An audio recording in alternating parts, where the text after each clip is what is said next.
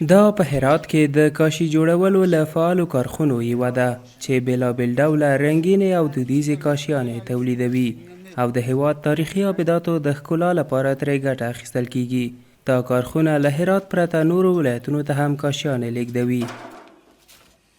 تا به 100 متر هم میتونیم در یک ماه تولید کنیم.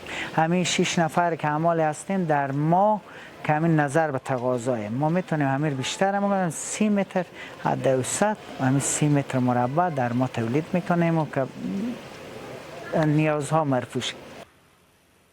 د دې کارخونې یو شمېر هنرمندان د معیاري کاري ځای او لازیات ملاتړ غوښتنه کوي او وایي که مناسب امکانات او اسانتیاوې ورته برابرې شي د کاشي جوړولو دغه لرغونی هنر به لا ډېر وده وکړي. البته به کارگاه دولتی کار میکنیم و آبدات تاریخی به پهلو ازی به یک کارگاه شخصی بعد از رسمیات یک کارگاه وکرده که مشکلات مردم حل کنیم که کشی‌هایی که از پاکستان و ایران اینا میارن چرپی اینا همین هنر خود ما داشته باشه. جا خیلی برای ما مهمه، یک جای معیاری خوبی آن خود شما میبینیم خیلی فضا تنگه برای از این کار. اگر در این راستا با ما خدمت بکنه یک جای خوبی در نظر بگیرم ما میتونیم بیتر کار کنیم و راحتر و کارهای منظمتر انجام بدیم.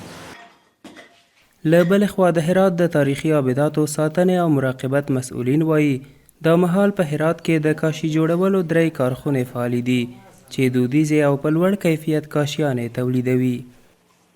کاشی که امروز در ولایت هرات تولید میشه این کاشی به شکل سنتی تولید میشه. شما در اکثر کشورهای دیگه که برین کاشی خالص سنتی ندارن، کاشی نیمه سنتی و نیمه صنعتی دارن، یعنی کاشی مختلطی دارن. به او خاطر کاشی که در هرات تولید میشه از ارزش والا و استحکام بالا و داشت بالای برخوردار است.